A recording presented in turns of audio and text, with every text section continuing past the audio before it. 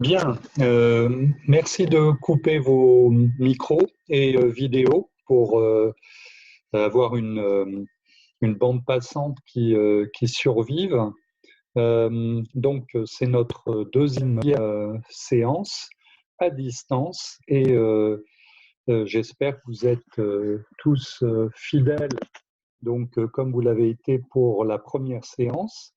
Donc là, nous allons aborder le chapitre suivant, le chapitre suivant de notre cours euh, relatif au milieu aimanté. Donc, on va parler d'aspects microscopiques après avoir abordé les aspects macroscopiques, donc comme on l'avait fait lorsque on avait traité de la partie milieu diélectrique. Alors, je vous rappelle, dans le premier volet de la description des milieux aimantés, donc pour ce qui concerne la partie macroscopique, eh bien, on avait procédé d'une manière un peu inverse de celle qu'on avait utilisée dans le contexte des milieux diélectriques, c'est-à-dire pour les milieux diélectriques, on avait parlé dans un premier temps de, disons, polarisation induite, c'est-à-dire un moment dipolaire qui apparaît quand il y a un champ électrique appliqué, mais si on enlève le champ électrique, ben, il n'y a plus de moment dipolaire. Dans le cas des milieux aimantés, on a commencé le premier volet, la partie macroscopique, en parlant d'abord, dans un premier temps, de l'aimantation permanente d'un système, donc un ferromagnétique, et puis à la fin, on a abordé la question de l'aimantation induite par une induction magnétique B ou un champ magnétique H. Et en fait, je vous ai dit que la raison pour laquelle on a procédé de cette manière un petit peu inhabituelle, c'est parce que, en fait, quand on parle de milieu aimanté, la susceptibilité magnétique est toujours extrêmement faible pour le cas de l'aimantation induite. Alors quand même, dans ce chapitre 5, nous allons donc parler des moments magnétiques qui apparaissent en fait lorsque soit on n'a pas d'induction magnétique ou de champ magnétique appliqué, soit lorsqu'il y a. Donc, dans un premier temps, d'une certaine manière, on va parler d'aimantation à l'échelle microscopique induite. Et puis ensuite, dans un deuxième temps, on parlera à l'échelle microscopique de cette notion de ferromagnétisme due en fait à des interactions entre des choses qu'on n'a pas vues jusqu'à présent, mais qui sont un élément un petit peu nouveau dans l'affaire qui nous concerne, c'est-à-dire le spin. Alors bien sûr, en mécanique quantique, ceux d'entre vous qui ont eu quelques enseignements là-dessus savent qu'il existe effectivement cette grandeur qu'on appelle le spin, mais on voit disons jusqu'à ce moment-là, on ne l'a pas rencontré tout simplement parce que nous, on a une description classique des choses et pas une description quantique. Mais comme je vous ai dit, les milieux aimantés nous présentent que cette notion d'aimantation, c'est essentiellement quelque chose qui est quantique et pas classique. Alors pourtant, au démarrage, eh bien, ce qu'on va faire, c'est qu'on va aborder le problème microscopique dans une vision classique ou semi-classique des choses. Alors, comment on fait ça? On dit finalement, comme on avait évoqué dans le cas de la polarisation des milieux diélectriques, on part d'une situation, quand on regarde à l'échelle microscopique, la situation d'un atome. Donc il y a le noyau. Ce noyau, il porte une charge qui est Z fois la charge élémentaire, charge élémentaire valant plus 1,6 10-19 coulombs. Et puis, autour de ce noyau gravitent des électrons. Alors, concentrons-nous sur juste un électron. Voilà. Et dans la description classique du modèle de Bohr, eh bien, en fait, cet électron décrit une trajectoire circulaire autour du noyau. Pourquoi une trajectoire circulaire? Parce qu'il est soumis à une centrale qui est la force électrostatique que le noyau exerce sur l'électron.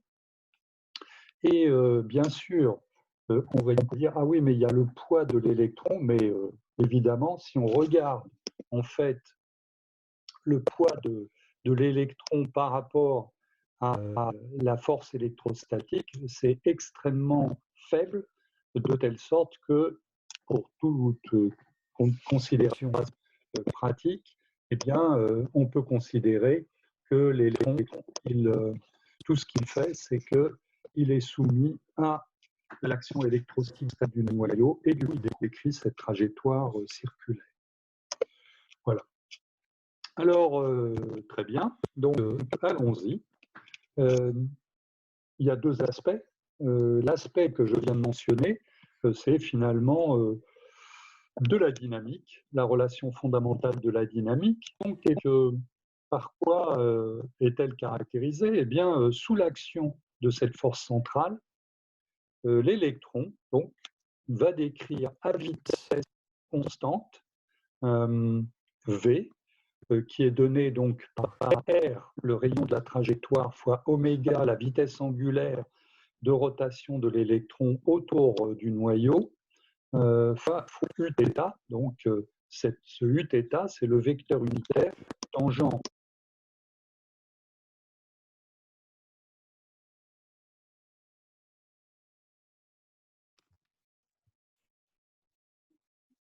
pardon, donc,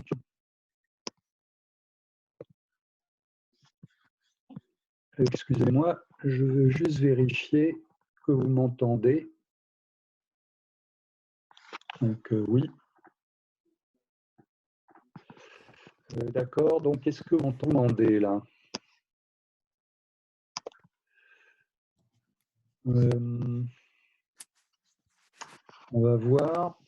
Alors, si vous ne m'entendez pas, que quelqu'un débranche son micro, mais pas tout le monde, une personne me le dise. Mais si vous m'entendez, donc on continue. Allô? Oui. On vous entend, mais il y a un petit grésillement. Oui, alors ça, malheureusement, Zoom est très utilisé en ce moment, et donc je crains qu'il soit difficile de faire mieux. Donc je vais essayer de parler un petit peu plus fort, et puis bon, en espérant que vous m'entendiez tous. Donc je reprends, donc il y a un moment cinétique, sigma, donc est dirigé suivant l'axe Z, perpendiculaire à la trajectoire circulaire de l'électron autour du noyau.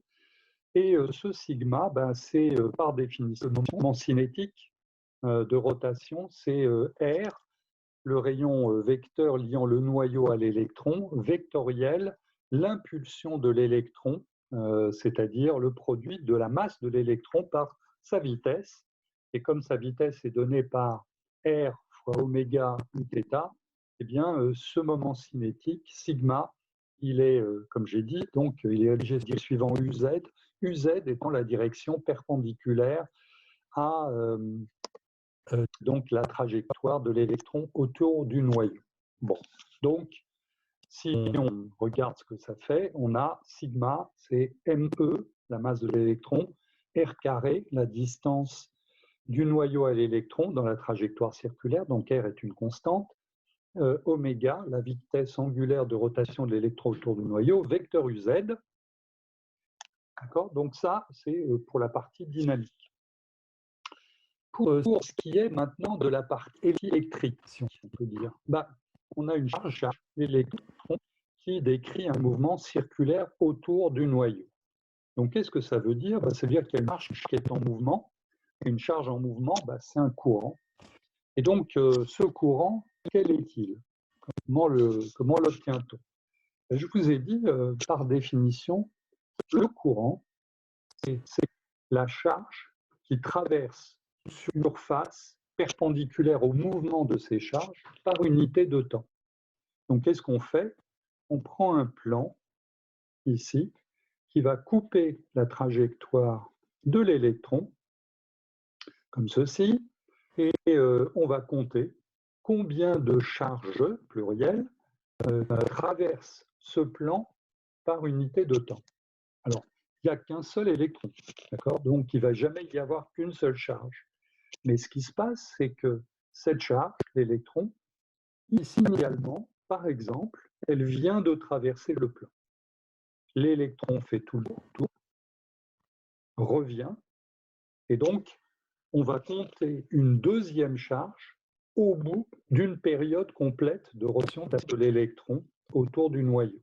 C'est-à-dire qu'on va avoir la charge moins Q, la charge de l'électron, divisée par la période. Ça sera le nombre de charges par unité de temps. Et on constate que ça donne une intensité I qui évidemment est négative, clairement, mais conventionnellement, le courant, c'est toujours une grandeur qui est positive, c'est-à-dire en d'autres termes, ce que l'on dit là, c'est que l'électron qui porte une charge négative se déplace à la vitesse v, fait le tour, comme ceci, dans le sens trigonométrique. Le courant, qui est un mouvement de charge positive, eh bien lui, il se déplace exactement dans le sens contraire, c'est-à-dire lui, il se déplace dans le sens des aiguilles d'une montre. Et en fait, quel est l'impact de ce fait? Eh bien, on l'a dit, quand on a un courant qui circule dans un certain sens, ceci définit le sens de la normale au plan qui est limité par la trajectoire de ce courant et qui est orienté par le sens dans lequel circule ce courant. Donc, en d'autres termes, ce que l'on est en train de dire, c'est que du point de vue de l'aire algébrique, donc du disque, qui est le plan limité par la trajectoire de l'électron, eh bien, si on regarde le sens que définit le sens de, donc pour le vecteur surface, pour le vecteur normal à ce disque, si on regarde le sens qui est défini par le sens de circulation du courant, on voit que ce sens c'est moins UZ. Parce que le courant circule dans le sens des aiguilles d'une montre, ce qui veut dire que S, le vecteur surface, il a comme intensité la surface, pi r carré, du disque, fois le vecteur unitaire dont l'orientation est définie par le sens de circulation du courant. Ce vecteur unitaire est perpendiculaire au disque, donc il est dans la direction OZ, mais le courant circulant dans le sens des aiguilles d'une montre, c'est moins UZ, qui est le sens de ce courant. Donc au total, le moment magnétique, qui est le produit de l'intensité par l'aire algébrique, donc du disque qui est limité par la trajectoire circulaire de l'électron autour du noyau, eh bien, ce produit, c'est E fois pi r carré fois oméga divisé par 2pi fois moins UZ. Donc au total, le moment magnétique, il est bien négatif, c'est-à-dire il est dirigé suivant moins UZ comme montré sur la figure, et on voit que, en fait, disons, d'après les définitions que l'on a du moment magnétique, c'est S qui est négatif et pas I qui est négatif. En d'autres termes, comme j'ai dit, initialement, si on dit le courant en cours, c'est simplement la charge divisée par la période, évidemment, on trouve une valeur qui est négative, mais en fait, par définition, une intensité, c'est une charge positive divisée par l'unité de temps, c'est-à-dire c'est l'opposé de la charge de l'électron divisée par la période. Mais le signe est récupéré par le fait que l'aire qui est ici est algébrique et que le vecteur unitaire qui la porte est bien perpendiculaire à ce disque et j'ai vers moins UZ. Okay, donc le moment magnétique I fois S algébrique, eh bien c'est moins E oméga R carré sur UZ. Sigma, c'est ME la masse de l'électron fois R oméga UZ. Et du coup, si on compare moment cinétique et moment magnétique, on s'aperçoit qu'il y a une relation entre les deux. C'est-à-dire que petit m, le moment magnétique, obtenu par un modèle classique, le modèle de Bohr, il est donné par moins E divisé par 2 fois la masse de l'électron fois le moment cinétique. Le rapport moins E sur 2ME, c'est ce que l'on appelle le rapport gyromagnétique de l'électron, parce qu'il y a la masse de l'électron et la charge de l'électron ici, d'accord.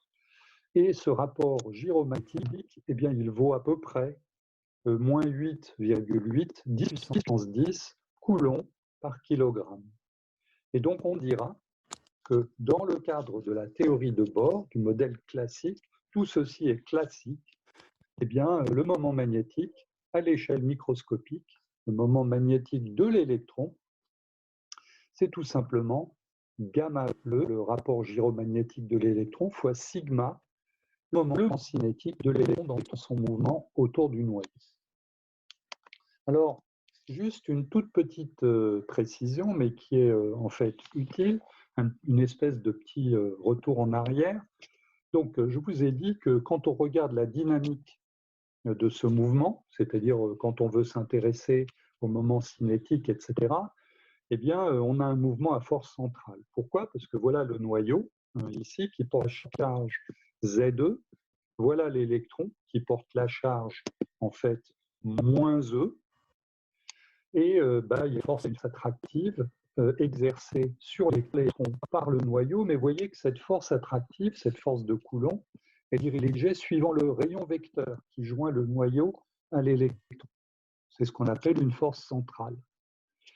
Une caractéristique de cette force centrale, c'est que dans le mouvement, le moment cinétique sigma est conservé. Alors pour le voir, on prend la dérivée par rapport au temps de ce moment cinétique. Et comme je vous ai dit, c'est la dérivée par rapport au temps de R vectoriel l'impulsion, c'est-à-dire R vectoriel ME fois V. Donc la dérivée par rapport au temps du produit vectoriel, c'est la somme des dérivées par rapport au temps de chacun des deux termes du produit vectoriel. Donc, premier terme, c'est dr sur dt vectoriel MEV. dr sur dt, c'est la vitesse. Donc, le premier terme, c'est v vectoriel MEV. Et le deuxième terme, eh bien, c'est r vectoriel ME dv sur dt. Alors, lorsque les deux termes du produit vectoriel, les deux vecteurs qu'ils composent sont collinéaires, fait 0, donc le premier terme est 0. ME dv sur dt, c'est tout simplement ME fois l'accélération A de l'électron.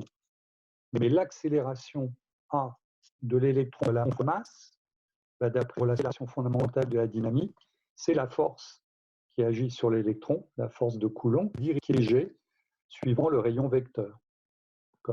Et donc, R vectoriel FC, les deux vecteurs sont collinéaires.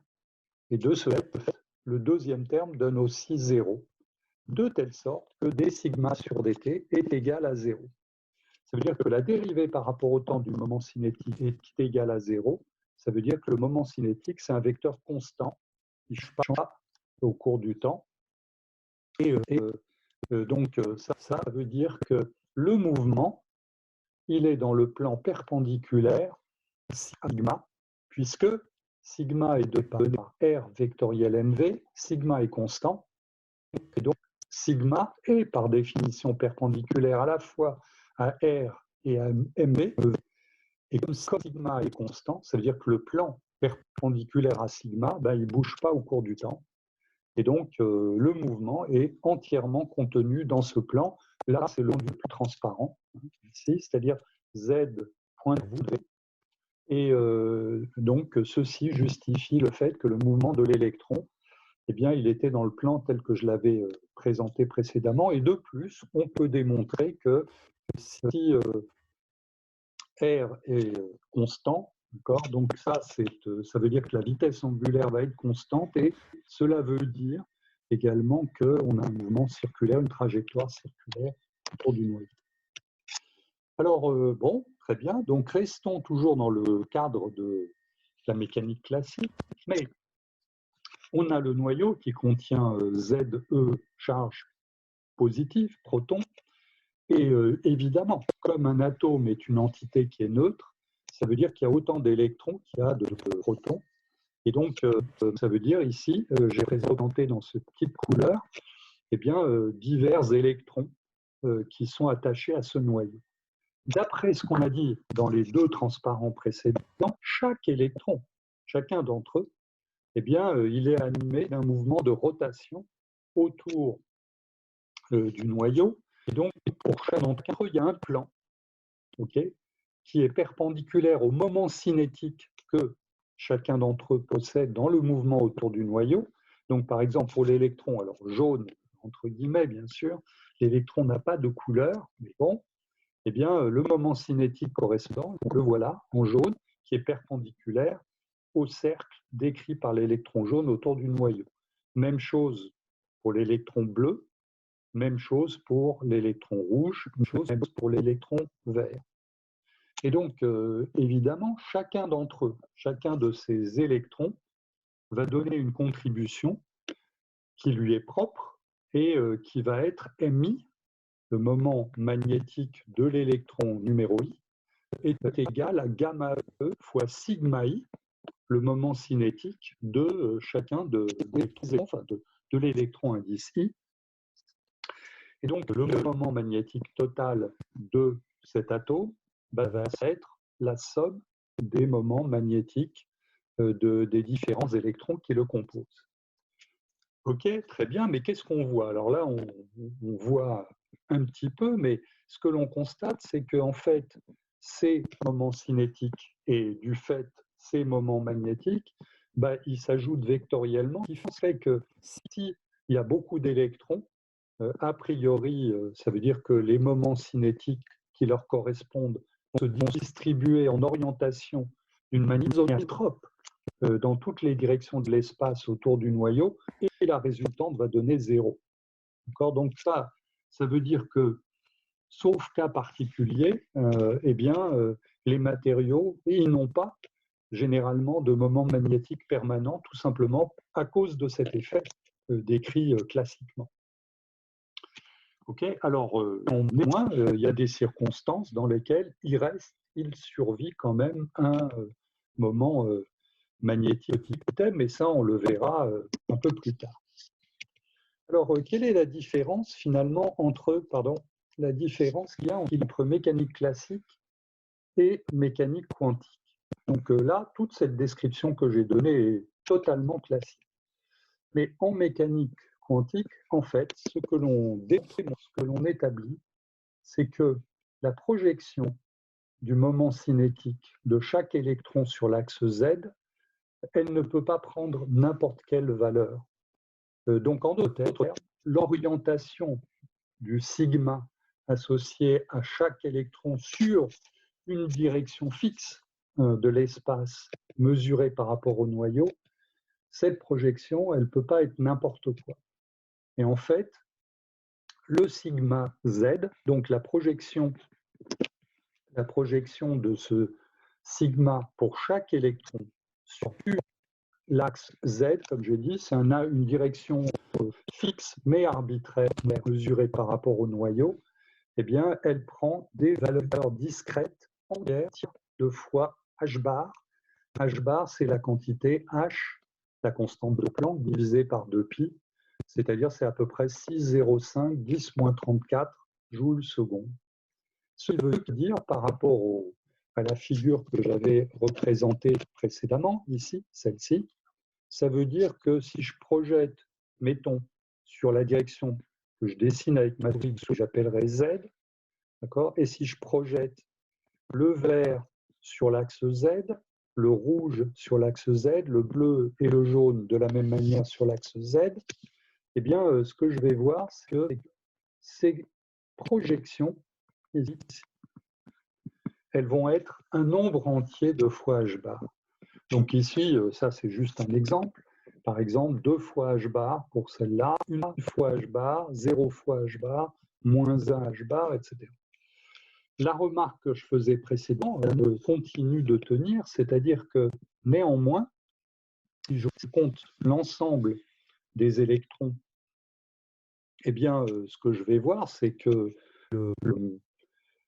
le MZ, projection sur l'axe Z, qui va être la somme gamma E fois sigma I Z, eh bien, celui-ci peut tout autant être nul, tout simplement parce que, regardez, si je prends ces deux moments cinétiques qui sont ici, leur projection sur l'axe Z, elle est égale et opposée, ce qui veut dire que le MZ correspondant va donner au total 0 quand on additionne les deux, et ainsi de suite.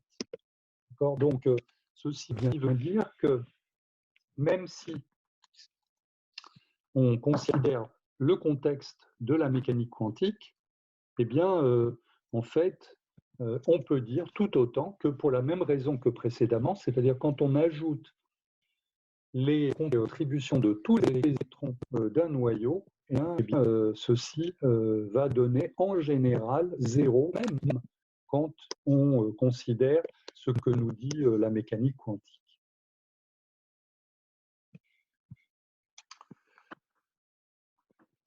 Alors, continuons. Maintenant, voilà, la conclusion, on va dire provisoire. Donc, la conclusion provisoire de tout cela, c'est que, en général, que l'on regarde les choses classiquement ou qu'on les regarde quantiquement, eh bien, on constate qu'en général, en l'absence de champ magnétique, le moment magnétique à l'échelle d'un atome, donc à l'échelle microscopique, c'est 0. Finalement, d'une manière complètement analogue à ce que l'on avait vu dans le contexte des milieux diélectriques. Alors maintenant, en quoi la situation est-elle changée quand on applique un champ magnétique B? Alors là, évidemment, une induction, je devrais dire. Là, le terme est mal choisi. Je devrais corriger ceci. Donc, pardon. Donc là, il faudrait lire induction magnétique B. Quand on applique B, eh bien, évidemment, ce qui va se passer, c'est que chacun des MI de chacun des électrons, eh bien, il va subir un couple. D'accord ? On avait vu ça à l'occasion donc du chapitre précédent. Et ce couple, il est donné par MI vectoriel B. Et donc, ça veut dire que ce couple, il tend à orienter chacun des moments magnétiques de chacun des électrons autour d'un atome dans la direction de B. Ça veut dire que si la direction de B est définie comme étant la direction Z, ici, eh bien, même si initialement tout le monde qui était là devenait en les sommant des contributions qui vont s'additionner à 0, quand on met une induction magnétique, eh bien, tout le monde veut tourner un petit peu dans la direction de B, ce qui fait que globalement, il va rester une induction, il va rester un moment magnétique total pour chacun des atomes, qui va être petit m, et là, on le sent que comme ça existe seulement à cause de B, eh bien, ce petit m lui-même, il risque d'être proportionnel à B. Alors, très bien, donc ça, c'est ce qu'on va qualifier de l'aimantation induite par un magnétique, et on la discutera plus bas. Mais en fait, il y a un deuxième effet qui lui aussi est un effet qui est classique, parce que l'on voit dans le cadre de l'électromagnétique, et qui est le suivant.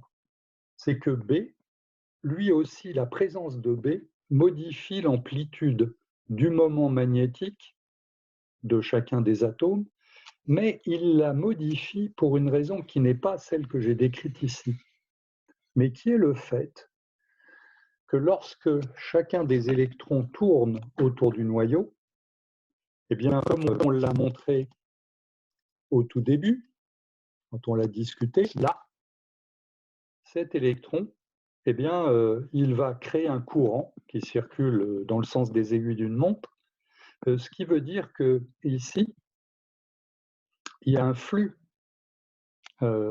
disons, qui est présent. Et si on applique une induction magnétique B suivant l'axe Z, ça veut dire que au travers de cette surface qui correspond, j'allais dire, au disque, donc limité par la trajectoire circulaire de l'électron, ben, il y a un flux magnétique et quand on augmente B de la valeur 0 à la valeur qu'on veut lui donner, B0, induction B, eh bien, ça veut dire que le flux de B au travers de ce disque va changer.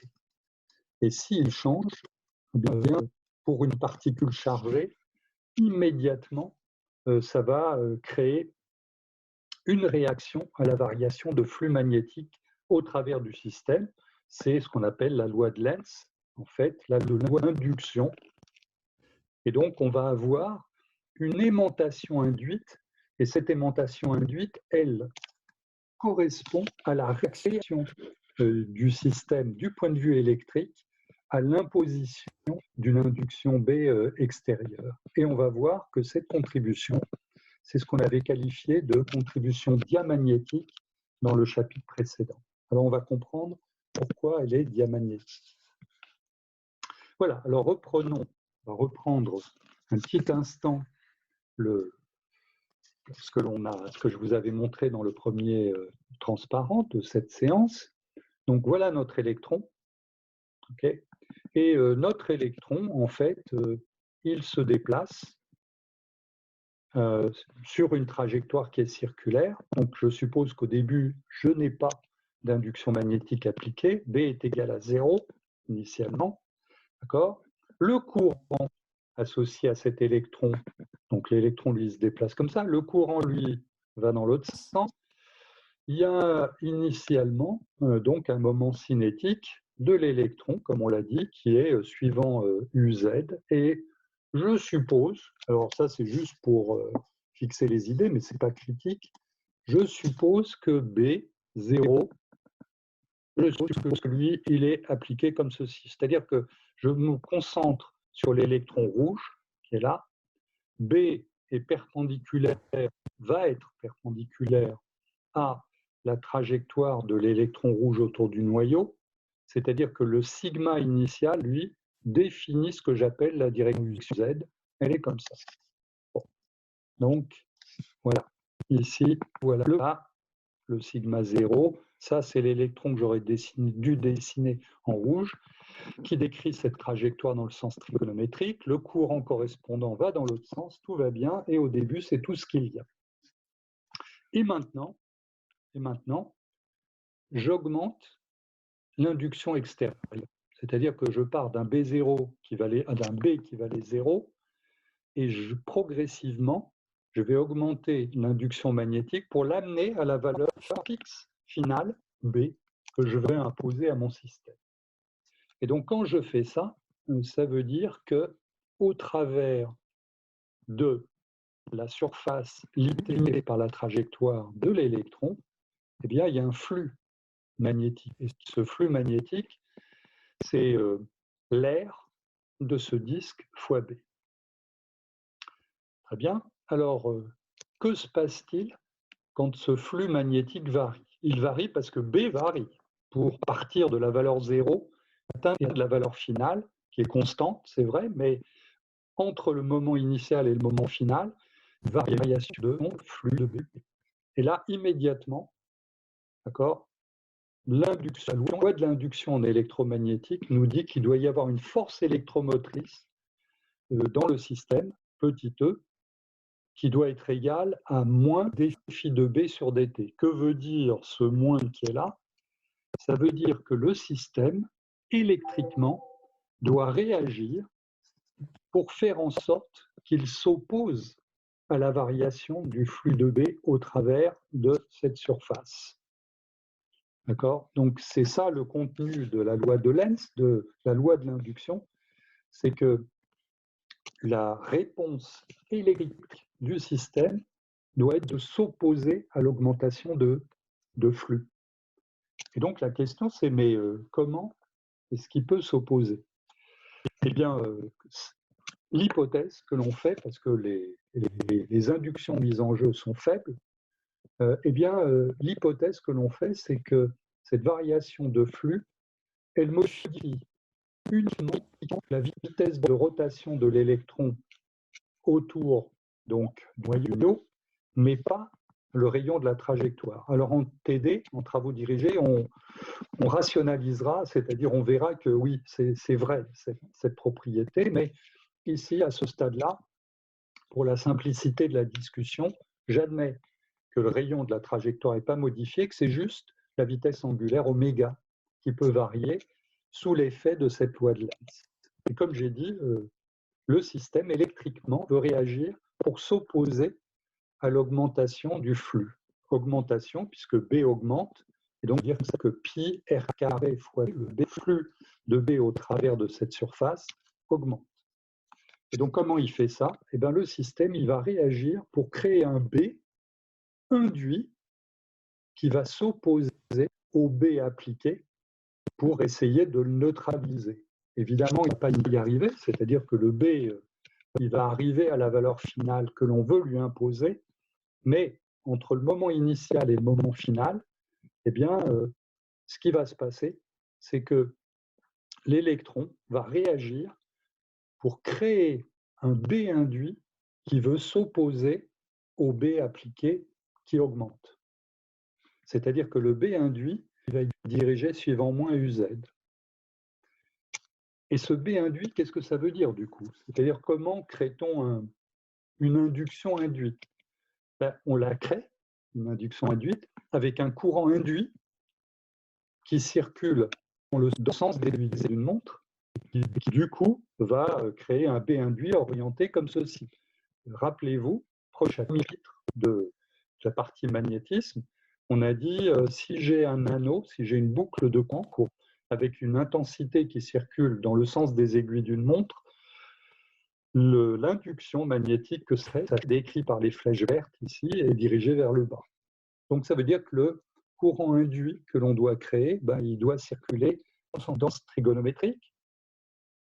Du point de vue de l'électron, parce que c'est l'électron, bien évidemment, qui crée ce courant induit, ça veut dire que l'électron, il doit avoir un petit surplus de vitesse angulaire, delta oméga, de telle sorte que l'incrément, l'augmentation de vitesse linéaire de l'électron va être R fois delta de oméga, c'est-à-dire que l'électron, il va plus vite dans la direction des aiguilles d'une montre, comme ça, et de ce fait, ça veut dire que par rapport à la vitesse qu'il avait et au courant qu'il produisait en l'absence de B, eh ben, il va y avoir un petit supplément ici, correspondant à un B induit dans cette direction. Voilà. Alors, on va voir précisément ce que vaut ce delta de Gauss, cette augmentation de vitesse angulaire. C'est-à-dire que l'électron il va plus vite dans le sens trigonométrique, c'est-à-dire que son moment cinétique augmente. Et dire que le moment cinétique augmente, ça veut dire en fait qu'il crée un courant induit qui est bien dans le sens des aiguilles d'une montre, c'est-à-dire un B induit qui s'oppose bien à l'induction qu'on essaye d'imposer, qui elle est dans la direction plus UZ. Alors très bien, donc la force électromotrice, eh bien c'est moins dφ de B sur dt, donc c'est moins Pierre 2 dB sur dt.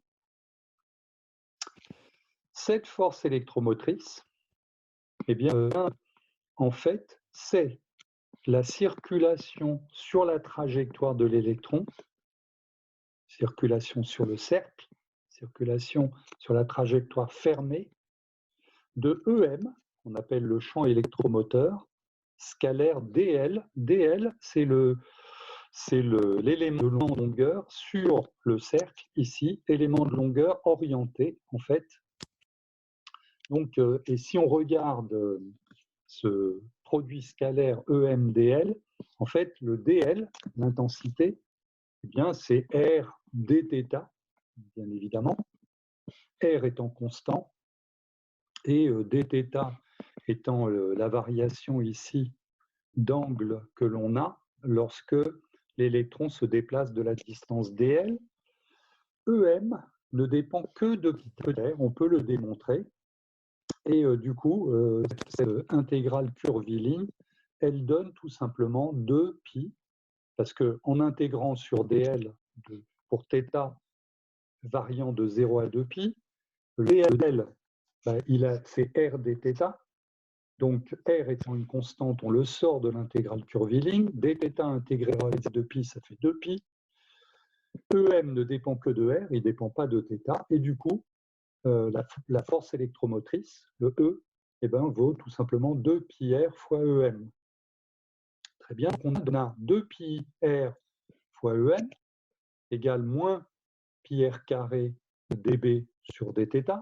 Ça veut dire que EM, c'est moins R sur 2 dB sur dt.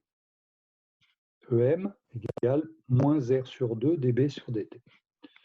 Très bien. Ce EM, ce champ électromoteur, il donne naissance à une force. Et cette force, c'est Q fois E, M, d'accord? C'est la charge de l'électron fois EM, c'est-à-dire c'est moins E fois EM. Cette force électromotrice, sa direction et son sens sont comme indiqués ici sur la figure. Vous voyez que cette force, ce n'est pas du tout une force centrale, elle est tangente à la trajectoire de l'électron. Et d'après la relation fondamentale de la dynamique, F, cette force supplémentaire, c'est m fois a, l'accélération. J'aurais dû écrire ici m, masse de l'électron. Là, il y a un oubli de ma part, désolé, donc c'est me ici, fois dv sur dt u phi, tout simplement parce que l'accélération tangentielle à la trajectoire, c'est dv sur dt, la dérivée de la vitesse par rapport au temps. Et là, ça devrait être uθ. Je suis vraiment navré, là, la bout d'erreur. Je vais corriger ça en direct parce que je n'aime pas trop. Donc, excusez-moi, on va faire ça un petit peu en direct, sans filet. Là, on va mettre uθ. Voilà. Et puis ici, on va rajouter me.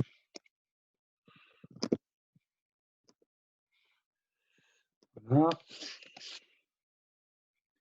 Donc ici, E. Voilà. On va supprimer ce petit m. Très bien. Donc là, c'est pareil. On va mettre ME.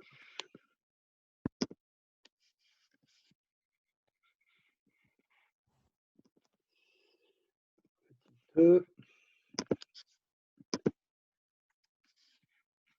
Voilà. Et là, on va faire pareil.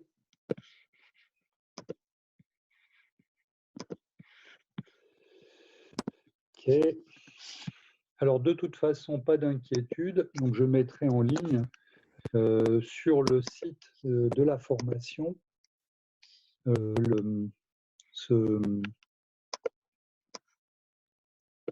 ces transparents édités. D'accord. Donc, vous aurez tout ce qu'il faut.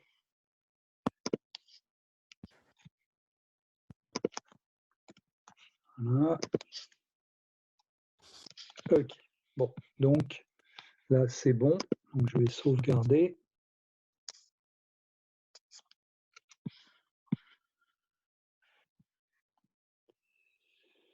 Voilà. Et là, je reviens. Okay. Bon, désolé pour l'interlude. Donc, voilà. Donc, très bien. Donc, on a ceci. F, la force, égale ma, l'accélération correspondant à cette force, qui est donc une accélération tangentielle, me dv sur d. Et donc, on dit F, c'est la charge de l'électron fois le champ électromoteur, donc moins E fois EM, c'est E dv sur dt. Parfait. D'accord. Et ceci, compte tenu du fait que V, c'est R fois oméga, eh bien, c'est cela R que j'ai supposé d oméga sur dt. D'accord. Donc, je remets ensemble le fait que F, c'est moins E fois EM, le champ électromoteur. Le champ électromoteur, on a dit que c'était moins R sur 2 dB sur dt. Donc ici, on a moins, c'est-à-dire plus E fois R sur 2 dB sur dt. Et ceci est égal à ME fois R d oméga sur dt, ce qui veut dire que d oméga sur dt, c'est E fois B fois dB sur dt, E fois dB sur dt fois sur 2ME, ce qui veut dire que la variation, donc on a d oméga sur dt, c'est E dB sur dt divisé par 2ME, et donc quand B varie de 0 à la valeur finale grand B, oméga varie de la valeur initiale, le oméga induit, le delta oméga induit, il varie de 0 à la valeur finale qu'il va avoir, et cette valeur finale, c'est donc d delta de oméga égale EB sur 2ME. Donc la variation de la pulsation, lorsque l'induction extérieure appliquée varie de la valeur 0 à la valeur finale B, eh bien, la variation de cette vitesse angulaire, eh bien, c'est delta de oméga égale EB sur 2ME, et ça s'appelle la pulsation de Larmor. Donc ça veut dire que l'électron, à cause de ce phénomène d'induction, eh ben, il va un peu plus vite que s'il n'y avait pas de B appliqué. Donc chaque électron subit cet effet, et ça se traduit par le fait que, à cause de cet excédent, il y a un B induit qui est dans le sens opposé du B appliqué. Voilà. Alors, l'existence de ce B induit, de cette induction induite, signifie, disons, dû à la présence de cet excédent de courant induit dans le système, veut dire que le moment magnétique de mon système, il a changé par rapport, pour l'électron rouge, il a changé par rapport à celui que l'on avait initialement. Et il a changé de quelle quantité? Le delta de M, donc la variation de ce moment magnétique dû à ce phénomène d'induction, c'est le courant induit, I induit, fois l'air algébrique. D'accord? Et donc, ce I induit, c'est la variation de E, la charge positive, parce qu'on parle de courant, la charge positive divisée par la période. Donc, essentiellement, c'est la variation de cette grandeur qui traduit, en fait, là, qui traduit le courant induit que l'on a. D'accord? Ici, ce courant induit est associé à une variation de la quantité E sur T, fois moins S, l'air algébrique. Le moins, comme je l'ai dit, il vient du fait que ce courant induit circule dans le sens des aiguilles d'une montre. Et la période, c'est 2π sur la pulsation. Donc ça veut dire qu'ici, on a un delta de 2π E sur oméga. D'accord? Et T, c'est 2π sur oméga. Donc on a ici un delta de E divisé par 2π, le 2π lui-même divisé par oméga. Et donc ça veut dire que ceci, ce qui est là, c'est E oméga sur 2π. Et on a le delta de E oméga sur 2π. Ni E ni 2π ne changent, bien évidemment. Tout ce qui change, c'est oméga. Et du coup, ce terme-là, c'est rien d'autre que E fois delta de oméga sur 2π fois moins S. Et donc, le delta de M, la variation du moment magnétique induit, c'est moins E delta de oméga sur 2π fois S. Le delta de oméga, c'est la pulsation de Larmor. Et donc, on la remplace par E fois B, l'induction, divisé par 2ME. E fois B divisé par 2ME. Et donc ça veut dire que ici, on a donc E carré fois B sur 2ME fois S sur 2pi. Mais S, c'est pi r carré. Et donc au total, ceci vous donne moins E carré sur 4ME, donc R carré, petit r carré, fois B, l'induction B. Mais l'induction B, normalement, c'est mu0, facteur de grand M, l'aimantation, plus H. Mais comme je vous ai dit, lorsque on a des phénomènes d'aimantation induite, eh bien, le grand M, il est tout petit parce que la susceptibilité magnétique est toute petite. Et dans ces conditions, l'induction B, c'est quasiment mu0 fois le champ magnétique H, ce qui a été remplacé dans l'expression qu'on avait là, dans laquelle on avait B en réalité, pas mu0H, mais on le remplace par 0 mu H.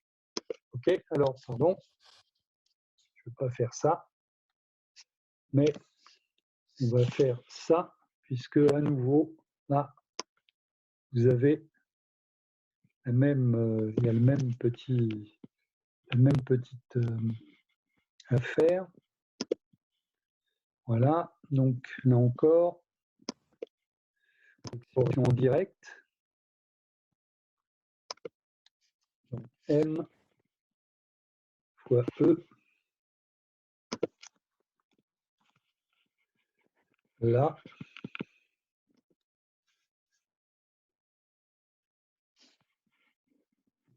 Et de la même manière là.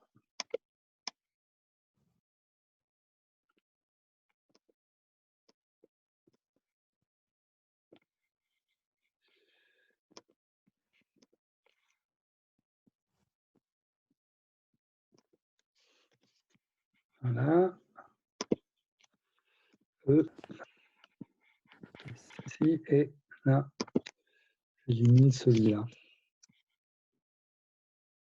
Ça prend un petit peu de temps.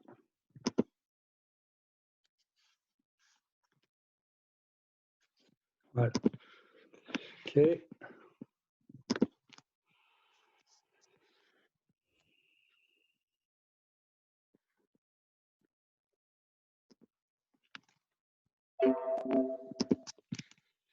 Voilà, d'accord. Donc, très bien. Donc, on a le delta de M qui est donné par cette expression. Et vous remarquez donc qu'il y a un signe moins. Hein, l'aimantation de mon système, eh bien, c'est le nombre d'atomes par unité de volume fois la variation du moment magnétique de chaque atome. Donc là, évidemment, je n'ai considéré que le moment, la correction induite du moment magnétique d'un seul électron, d'accord. Donc ici, ce que cela veut dire, c'est qu'à l'échelle, en fait, de tout l'atome, eh bien, il faudrait sommer sur l'ensemble des électrons de cet atome, et le résultat que l'on aurait serait très semblable à celui-ci, avec simplement le nombre d'électrons que compte chacun des atomes, et la susceptibilité magnétique qui est associée à cela, eh bien, qui est telle que l'aimantation est proportionnelle au champ magnétique H. Ben, vous voyez que le facteur de proportionnalité, c'est la susceptibilité magnétique dont on avait parlé au chapitre précédent. Et si on compare les résultats que l'on a ici et là, eh bien, on voit que cette susceptibilité magnétique, c'est le nombre d'atomes par unité de volume, E carré divisé par 4ME, mu0 fois R carré, et puis, s'il y avait plusieurs électrons par atome, ben, il y aurait le nombre d'électrons ici devant tout cela. Mais quoi qu'il en soit, cette grandeur, donc, la susceptibilité magnétique est 1 négative, 2 proportionnelle au nombre d'atomes par unité de volume. Et ce que l'on peut voir, en fait, c'est que cette grandeur ici, on verra quand on en fera la démonstration, elle est toute petite. Elle est entre 10 moins 6 et 10-9, comme je l'ai dit la dernière fois, c'est-à-dire qu'elle est quasiment négligeable. Alors, quand même, juste un petit retour en arrière. Donc, le calcul qui a été fait, vous voyez, c'était en supposant que B était parallèle finalement au moment cinétique de l'électron rouge. D'accord. Mais maintenant, la question, c'est si je regarde, en fait, si je regarde l'atome, eh bien, les électrons dans cet atome, eh ben, ils ont des trajectoires qui sont comme ceci. C'est-à-dire que même si B est parallèle au moment cinétique de l'électron rouge, eh ben, il ne va pas être parallèle au moment cinétique de l'électron vert, de l'électron bleu, de l'électron jaune. Et donc la question, c'est en quoi le calcul que j'ai fait ici, ou la description que j'ai faite ici, en quoi ça change lorsque je tiens compte du fait que B, si l'induction extérieure appliquée est dans la direction Z et que cette direction Z ne correspond ni à celle de l'électron rouge, ni à celle de l'électron jaune, ni à celle de l'électron vert, ni au bleu, ben, qu'est-ce que je peux dire? Qu'est-ce que ça fait? Alors, ce que ça fait est représenté ici sur cette figure. Donc, voilà le champ magnétique, donc disons l'induction magnétique, appliquée sur la direction Z. Et maintenant, je ne fais plus d'hypothèse sur l'orientation de cette induction par rapport au moment cinétique initial des électrons de l'atome. Donc, si je reviens donc à l'électron rouge, eh bien, initialement, en l'absence de cette induction ou de ce champ magnétique, cet électron, il décrivait un mouvement dans un certain sens, et le courant, ici, lui, il circule dans le sens indiqué par la flèche. Ça, c'est la situation initiale.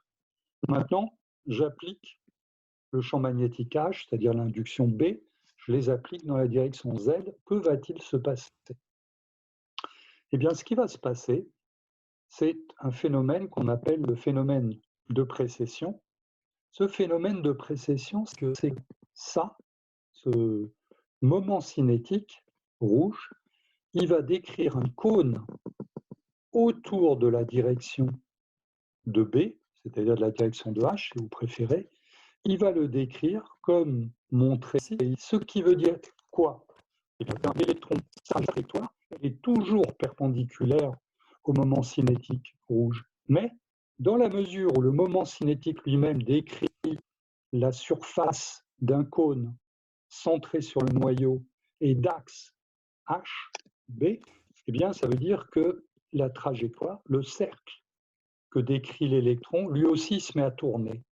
Il se met à tourner, et ce phénomène de rotation va générer en fait un courant induit, et ce courant induit, eh bien, il est tel que la valeur que l'on a calculée ici, du moment magnétique induit, va être exactement la même, c'est-à-dire que la vitesse de rotation de ce moment cinétique dans le mouvement autour de ce cône, eh bien, elle est caractérisée par une pulsation delta de oméga de l'Armor, qui est donnée toujours par EB sur EZ.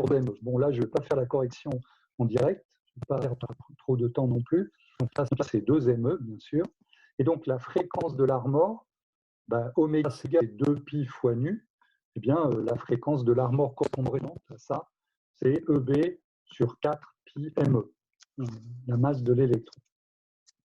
D'accord? Et donc ça, ce mouvement que vous avez là, c'est très connu, très classique. C'est ce qu'on appelle le mouvement gyroscopique. C'est-à-dire que lorsque vous avez un objet qui tourne à une certaine vitesse angulaire oméga, vous pouvez imposer un mouvement de précession comme ceci, en le faisant tourner autour d'un axe qui n'est pas aligné avec son moment cinétique. Voilà, alors j'avais une petite animation pour ça, donc on va être Voilà, donc ça, c'est le mouvement du gyroscope. Donc ici, on va... Vous voyez que ce qui se passe, c'est que vous avez un gyroscope, d'accord? Donc vous allez le faire tourner, en fait. Voilà, vous le prenez, vous allez le mettre en rotation. Donc il a un moment cinétique rouge, d'accord? Et ce moment cinétique rouge, il est suivant l'axe qui est ici. Mais vous voyez que vous pouvez faire tourner votre gyroscope à l'horizontale, et donc normalement il voudrait tomber, mais en fait il est obligé d'être animé d'un mouvement de précession autour d'une direction que vous avez imposée. Et ici, donc là, le gyroscope tourne et on va imposer une direction. Donc bon, il tourne, très bien. Et là, on va lui... non, l'animation est terminée. Bon. Ok. Bref, ce phénomène de précession, le voilà, et il s'effectue à la pulsation de l'armor, et de ce fait, il induit toujours bien, un courant qui va s'opposer en fait à la variation de flux. Pourquoi il y a variation de flux? Eh bien parce que, comme j'ai dit, dans le mouvement de précession, vous voyez que le disque qui correspond à la enfin, l'air limitant la trajectoire de l'électron, ce disque, il tourne tout. Et donc, ça veut dire que la surface coupée par les lignes d'induction B au cours du temps varie. Et donc, il y a un courant induit qui s'oppose à cette variation. Donc là, cette fois, ce n'est pas tellement le fait que le B varie, c'est le fait que le flux, que l'air, si vous voulez, que vous avez coupé par B, cet air-là, eh bien, elle évolue au cours du temps, et c'est ça qui va produire un courant induit, mais dont la valeur va être exactement la même que celle qu'on avait calculée par les calculs précédents. Voilà, alors donc, le calcul qui avait été fait, que j'ai fait, c'est un calcul qui est purement classique, mais on peut faire les choses d'une manière quantique, un petit peu plus précise. Et donc, si on fait les choses d'une manière quantique, ce que l'on trouve, c'est que cette susceptibilité magnétique, qui m, c'est moins mu0, le nombre d'atomes par unité de volume, le nombre d'électrons, Z, fois E carré, la charge 1, divisé par ME, la masse de l'électron, et puis multiplié par la valeur moyenne de R carré sur 6. Alors, quel est ce R carré? Là, quand j'ai fait mon petit calcul, pour moi, le petit r, c'était la distance du noyau à l'électron, mais cette distance-là, elle est relative, bien sûr, à la trajectoire de l'électron, c'est-à-dire au plan du disque d'un électron. Mais si j'ai plusieurs électrons, ok, eh bien, évidemment, le petit r en question, c'est la distance du noyau à chacun des électrons. Ça veut dire que le petit r en question, ce n'est pas le même pour tout le monde. C'est-à-dire, pour l'électron rouge, le petit r, c'est cette distance. Mais pour l'électron vert, c'est cette distance. D'accord? La valeur, l'intensité de ces petits r sont les mêmes, mais leur orientation, évidemment, est complètement différente. Et donc, du coup, quand on parle de l'ensemble des électrons dans l'atome, eh bien, il n'y a pas de petit r commun. Et donc, cette grandeur qui est là, ce r carré qui est là, c'est le rayon de la sphère qui contient la trajectoire, de l'ensemble des électrons. En d'autres termes, on a petit r ici, petit r là, donc je peux dessiner faire entourant le noyau deux rayons petit r, et le petit r qui figure là-dedans, c'est celui-là. Et donc la formule finale pour la susceptibilité magnétique, c'est moins, donc c'est diamagnétique, c'est une valeur négative de la susceptibilité, fois les grandeurs qui sont indiquées. Et comme j'ai dit, si on fait le calcul, bon, si on prend un nombre raisonnable d'atomes par unité de volume, d'accord, donc si on a, ça dépend de ce que l'on a, si on a un solide, c'est pas la même que pour un gaz, d'accord. Typiquement, on a dit que les distances entre les atomes dans un solide étaient 10 fois plus faibles que dans un gaz, donc ça veut dire que du coup, le nombre d'atomes par unité de volume pour un solide, c'est 1000 fois, c'est-à-dire 10 au cube, c'est 1000 fois plus grand que pour un gaz. Pour un gaz, c'est moins 10, moins 9, le QM, donc vous voyez que c'est très faible. Pour un solide, ben, c'est 1000 fois plus fort, donc moins 10, moins 6, mais c'est quand même tout petit.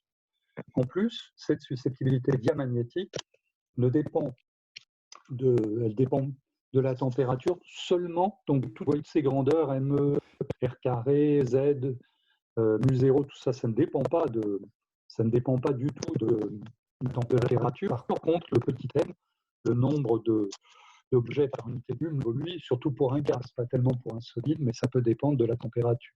Mais bref, cette grandeur-là, elle dépend essentiellement pas de la température.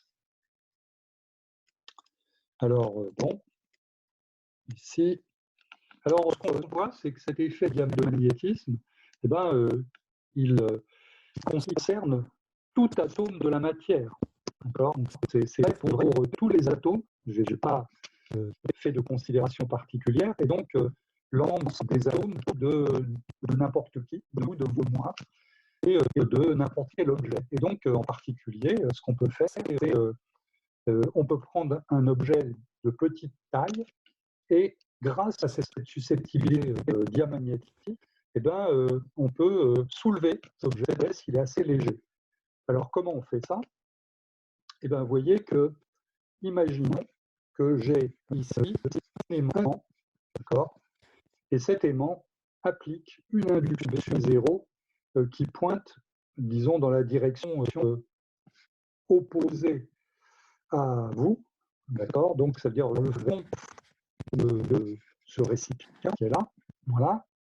Et qu'est-ce qui va se passer? C'est que c'est un électroaimant, donc ça veut dire que l'intensité de ce B, de cette induction B0, elle va varier avec la profondeur dans le récipient. Très bien. Et maintenant, ce qu'on va faire, c'est qu'à partir d'une situation où il n'y avait pas de B0, et on l'applique. Et dans le récipient, avec un peu d'eau, ben, il y a une petite grenouille. La force que l'on va avoir, eh bien, ça va être ce que l'on a vu dans le chiffre précédent, c'est-à-dire c'est le moins MB. D'accord? Et le moins MB, eh bien, ça va donner naissance, donc ça c'est l'énergie magnétique, va donner naissance à une force, et cette force par unité de volume, dF sur dV, de l'objet, reportez-vous au cours précédent, donc au chapitre précédent, et au TD, eh bien, c'est donné par Qm sur 2 mu0 fois le gradient de B carré. Qm est négatif, puisqu'on a un corps diamagnétique, et puis B, eh bien, il est dirigé dans cette direction, de telle sorte que ce produit, lui, il est positif. C'est-à-dire la force qui est là, par unité de volume, elle pointe dans la direction plus UZ, et cette direction plus UZ, eh ben, c'est la perpendiculaire au récipient pointant vers vous. Et on a notre grenouille. Notre grenouille, elle a son poids. Et donc, ce qui peut se passer, c'est que si la force diamagnétique, bien qu'elle soit toute petite, parce que le Qm, c'est de l'ordre de moins 10, moins 6, eh bien, on peut, si l'objet est suffisamment peu pesant, on peut arriver à le soulever. Preuve. Voilà la pauvre grenouille, eh bien, qui est évidemment un objet diamagnétique, et on arrive à la faire ce qu'on appelle l'égalité, c'est-à-dire finalement à la soulever par la force magnétique en dépit de son poids. Donc ça, c'était le premier effet induit. Donc, vous voyez, quand on applique une induction B dans le système, la loi de Lenz, c'est-à-dire la loi de l'induction, que on fasse un traitement en mécanique classique ou en mécanique quantique, eh bien, ceci nous dit qu'il va y avoir un effet d'induire une aimantation dans le système avec une susceptibilité qui, elle, est négative. Mais j'avais mentionné précédemment le fait que il est possible, si la résultante des moments magnétiques que l'on a en l'absence de tout B, si cette résultante n'est pas zéro, c'est-à-dire si ici la somme de ces vecteurs ne donne pas zéro au total, eh bien ça veut dire qu'il y a un moment qui reste, puisque le moment magnétique, il est donné par ça, que ce soit classique ou quantique, eh bien, s'il reste quelque chose, malgré tout, donc pour l'atome, dans ce cas-là, cet effet, de coup, va tendre à orienter ce moment magnétique dans la direction du champ, et donc on va avoir une contribution supplémentaire que l'on appelle paramagnétique. Ça veut dire la réponse en aimantation du milieu à l'application du B, eh bien, va donner quelque chose qui est dans le sens de B, donc une réponse positive. Le point de départ, ben, c'est ça, c'est-à-dire l'énergie potentielle, c'est moins petit m fois grand B. C'est-à-dire, c'est moins petit fois B fois l'angle entre les deux, cosinus θ. D'accord? Et ce que l'on veut, évidemment, c'est avoir le θ le plus petit possible pour avoir l'énergie potentielle la plus négative possible. Parfait, mais le problème, c'est que même si un atome il a une aimantation qui est résultante, il a un moment magnétique résultant qui est non nul, eh bien, ceci, le θ, il ne peut pas atteindre la valeur 0 parce que généralement, il y a de l'agitation thermique dans le milieu, voire ce qu'on avait dit pour la polarisation orientationnelle. Et de ce fait, ça veut dire que la valeur moyenne de ce cosinus θ, à cause des effets de température, va donner 0.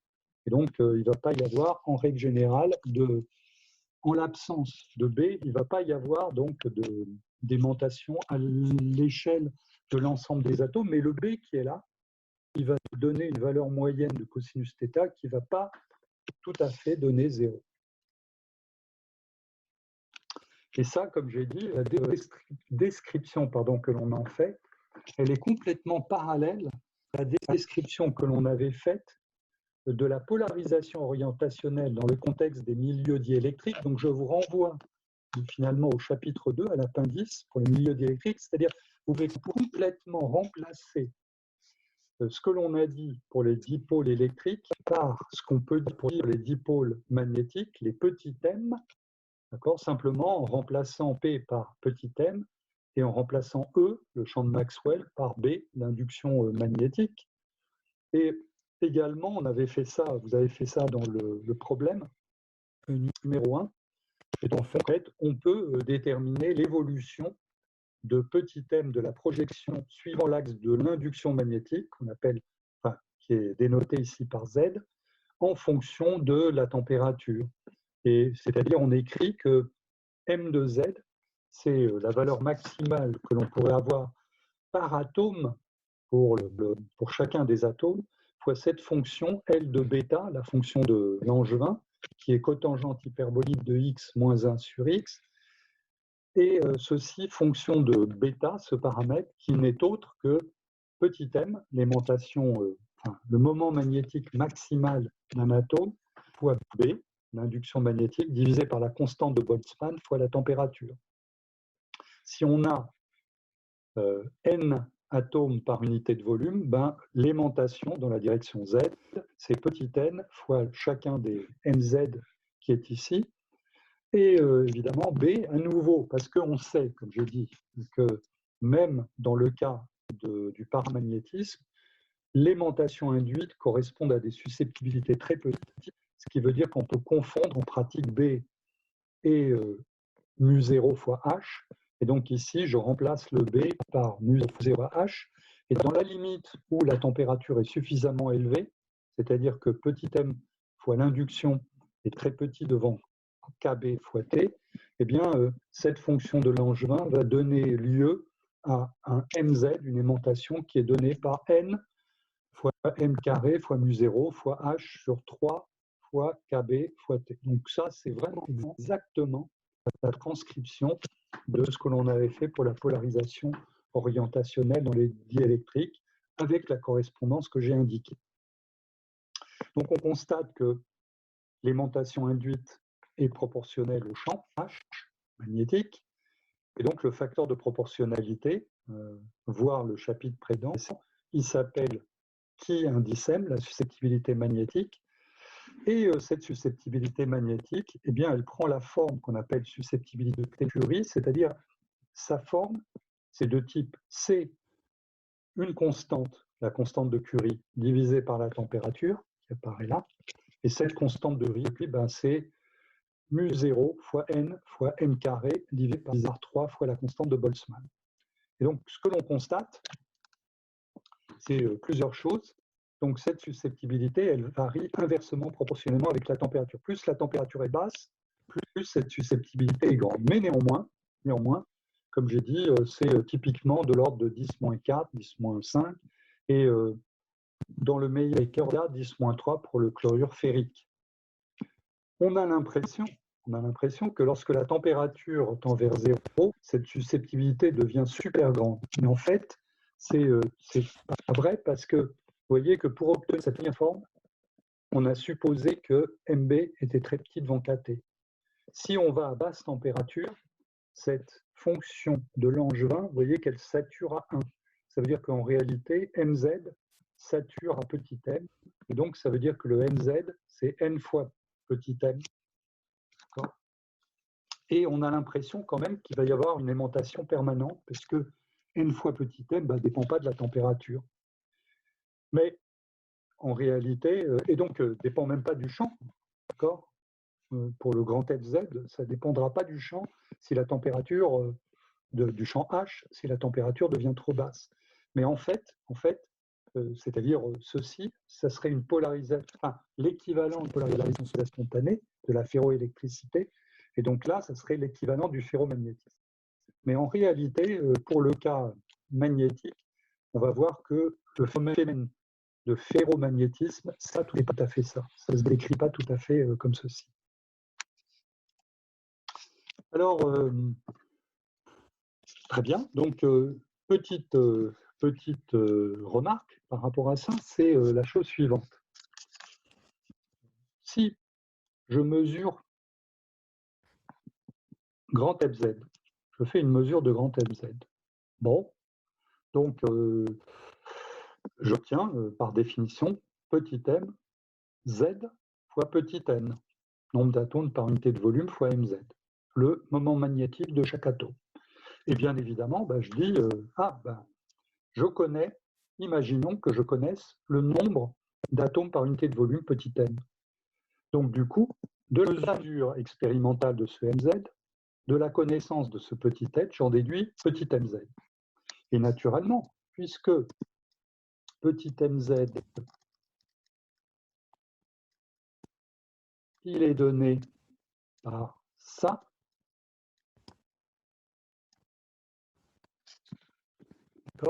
projeté sur z, c'est-à-dire petit mz, c'est somme sur i de gamma e, m, sigma iz. On a dit, mais en mécanique quantique, sigma z, c'est un entier fois h bar. Donc ça veut dire que le mz là, ça doit être quelque chose qui est gamma e fois h bar fois une somme sur i d'entier, ni. Et donc ça veut dire que le mz qui est là, petit mz que l'on a là,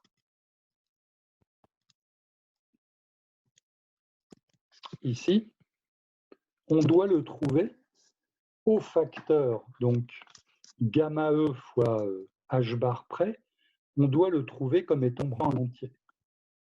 C'est ça la conclusion pour le mz, petit mz. Et on fait la mesure. Voilà. Donc, le moment magnétique rapporté, comme j'ai dit, à gamma e fois h bar, on le mesure en abaissant la température. Voilà. Pourquoi en abaissant la température? Parce que, comme j'ai dit, si on accède à ce grand mz, et si on est à suffisamment basse température, le petit mz qui est là, il va devenir en ordre de grandeur le moment de chaque atome. C'est-à-dire que le mz qui va être là, c'est le moment de l'atome. Ici. Et on doit s'attendre à trouver un entier. Bon, alors qu'est-ce qu'on trouve?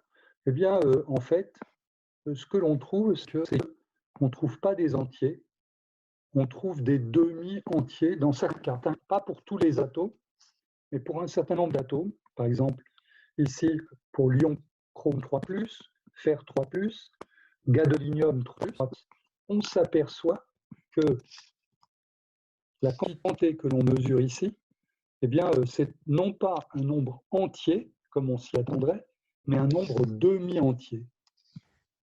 Et là, du coup, on se dit, mais alors, il y a quelque chose qu'on a raté là-dedans. C'est-à-dire, ce phénomène paramagnétique, eh bien, il y a quelque chose qui ne va pas, puisque, en fait, la description que j'ai faite, même la description quantique, eh bien, tout ce qu'elle me dit, c'est que dans le meilleur des cas, je vais mesurer des nombres qui doivent être des nombres entiers. Alors que là, on mesure des nombres demi-entiers. Alors, le fait qu'on mesure des nombres demi-entiers n'est pas lié au diamagnétisme dont j'avais parlé précédemment. Ne serait-ce que parce que, comme je l'ai dit, l'effet diamagnétique est très petit, même par rapport à l'effet paramagnétique. Donc, ça ne peut pas être une perturbation de cela. Donc, il y a quelque chose qu'on a raté. Et le quelque chose que l'on a raté, eh bien, c'est en fait qu'on a manqué un effet quantique dans la description de l'atome. Et cet effet quantique que l'on a raté, eh ben, que l'on a oublié, omis à ce stade-là, c'est le spin. Donc, en fait, on va décrire dans la séance prochaine, parce que là, on est presque arrivé au bout du temps qui nous était imparti, on va introduire le spin et voir comment ça remédie à ce petit paradoxe que j'ai cité à la fin de cette présentation qui était ici. Voilà. Alors, comme il nous reste 2-3 petites minutes, si vous voulez poser des questions, ben, il suffit, mais alors il ne faut pas que tout le monde le fasse, mais il suffit que vous réactiviez votre micro, une personne à la fois, et ensuite, donc, vous pouvez poser la question. Alors, également, autre demande que je vous fais, donc là, j'ai une vision de l'ensemble des chats. Donc, quand même, s'il vous plaît, évitez les chats personnels. Ça ne me regarde pas, ça vous regarde, mais pas moi. Et donc, voilà. Donc, quand vous échangez par chat sur le groupe Zoom, eh bien, faites-le en public et réservez le privé pour vos chats personnels. D'accord ? Voilà. Donc, s'il y a des questions, je les prends. Sinon, vous pouvez toujours les poser par chat, en public. Et dans ce cas-là, comme j'ai fait, disons, pour la séance précédente, lorsque la secrétaire va vous envoyer le lien YouTube de la session, eh bien, je répondrai aux questions par la même occasion. Voilà, donc merci de votre fidélité. J'espère que vous avez, en dépit des circonstances, pu quand même un peu profiter de cet essai de continuité de nos enseignements.